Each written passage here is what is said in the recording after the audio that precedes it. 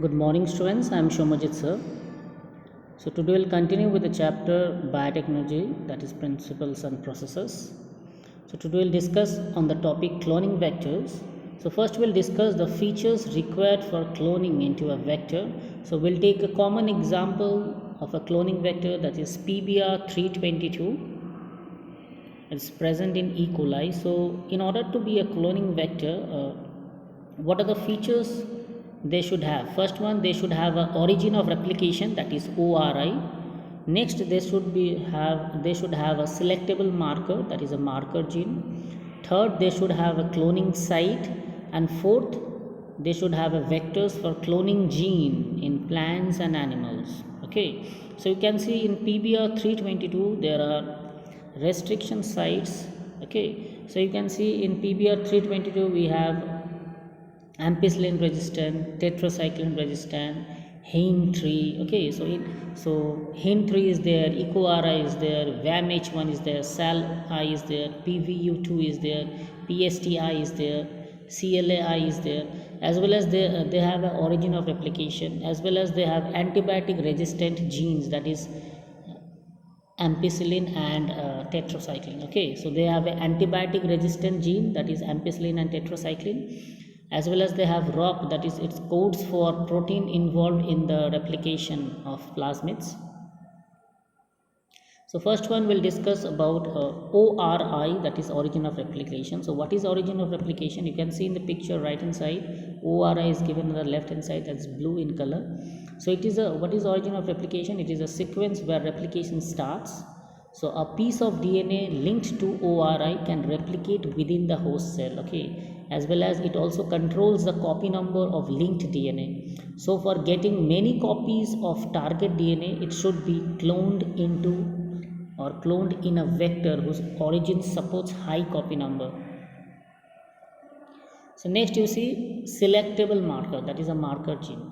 So what is selectable marker? It is a gene that helps to select transformants and eliminate the non-transformants. Okay, so if a piece of DNA is introduced in a host bacterium, it is called transformation, and such bacterium is called transformants.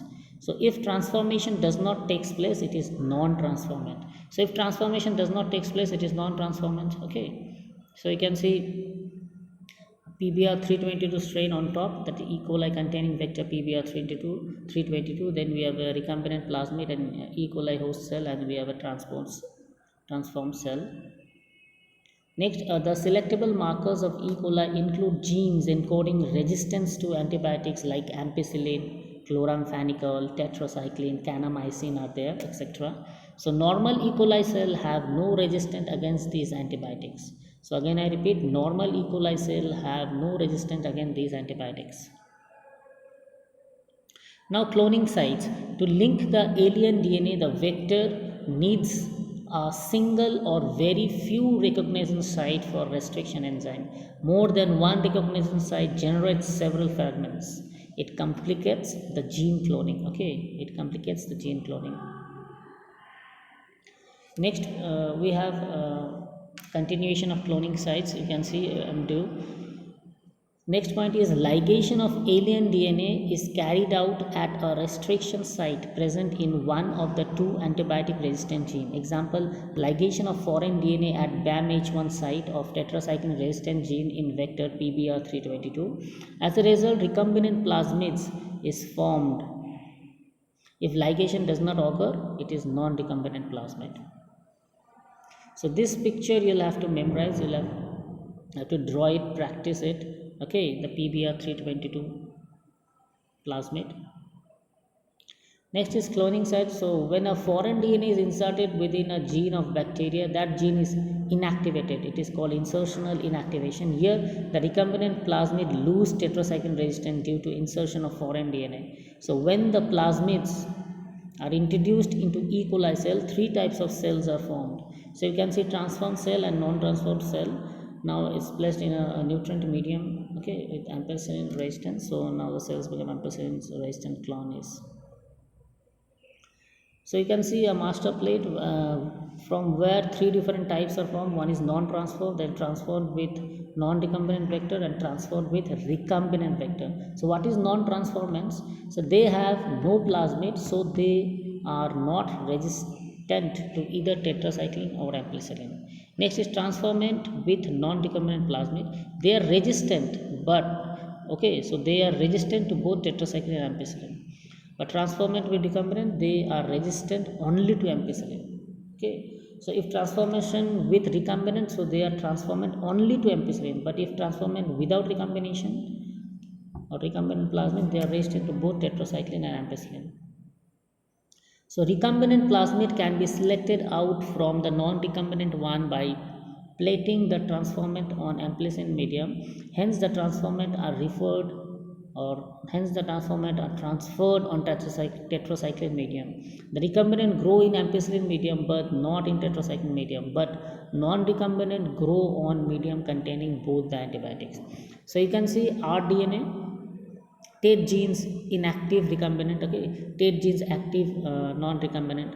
Now you can see E. coli cells, the transformation of ampicillin containing medium. Now the bacterial cells from master plates, it forming a replica. Okay, pictures are nicely given. So thus one resistant, okay, thus one antibiotic resistance gene helps to select the transformants. The inactivated antibiotic resistant gene helps to select the recombinant. Okay, so, but this type of selection of recombinant is a difficult procedure because it needs simultaneous plating on two plates having different antibiotics. So, alternative selectable markers have developed based on their ability to produce color in the presence of chromogenic substrate. So, they have found an alternative method like they will produce color in chromogenic substance. So in this, recombinant DNA is inserted into a coding sequence, that is gene of an enzyme beta galactosidase. So the gene is inactivated, that is insertional inactivation. Such colonies do not produce color. Okay, such colonies do not produce color. They are identified as recombinant colonies. If the plasmid in bacteria have no an insert, okay, so if a plasmid in a bacteria have an insert, it gives blue colored colonies in presence of chromogenic substance. Okay,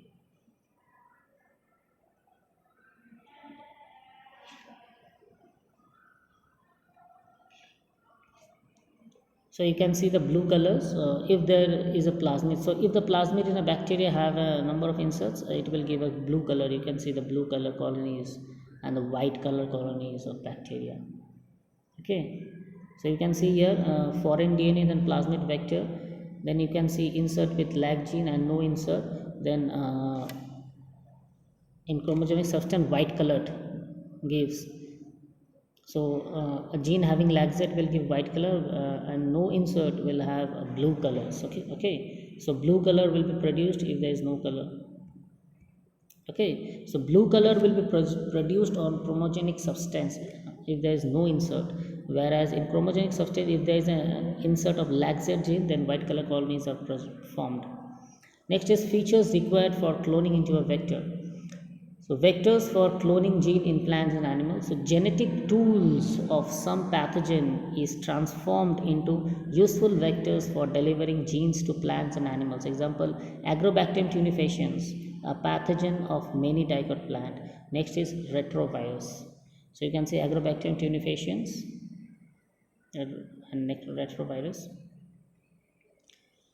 So, in Agrobacterium tunificans can deliver a piece of DNA, that is a tDNA, to transform normal plant cell into a tumor. So, it will transform a normal plant cell into a tumor. This tumor produce chemicals required by the pathogen. Okay.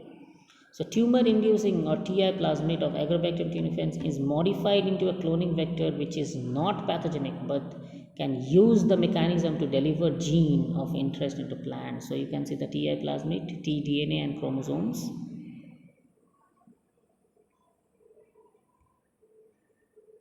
So, you can see here.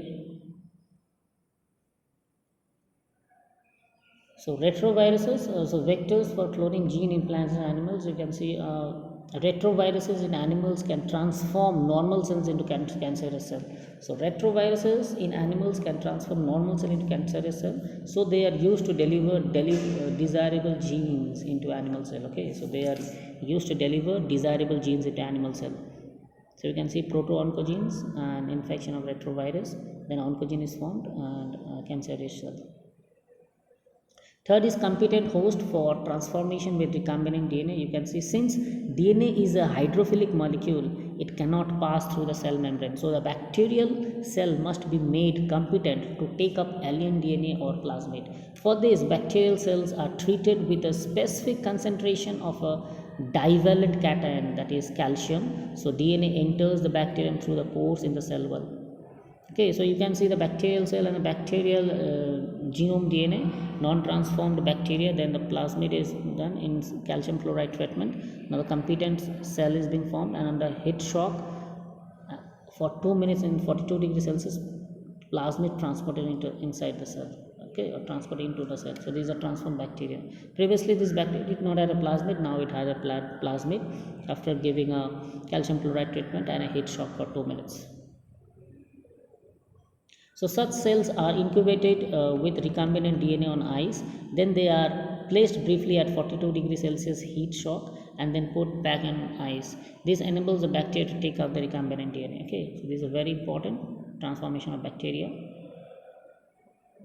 Now other methods to introduce LNDNA into the host, one is microinjection, next is ballistic or gene gun, next is disarmed pathogen vector. So microinjection means recombinant DNA is directly injected into nucleus of an animal cell. Okay, so recombinant DNA is directly inserted into the nucleus of an animal cell.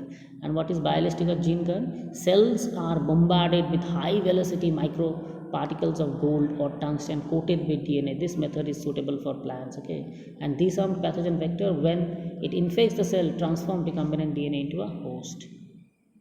So thank you students, this was all about today's video lecture. So again we'll meet in next class.